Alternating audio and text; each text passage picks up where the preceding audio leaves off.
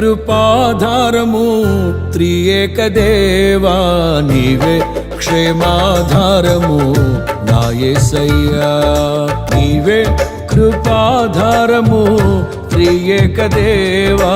నీవే క్షేమాధారము నా యేసయ్యా నూతన బలమును నవనూతన కృపను నూతన బలమును నవనూతన కృపను నేటి వరకు దయచేయుచున్నావు నిన్నే ఆరాధింతును పరిశుద్ధుడా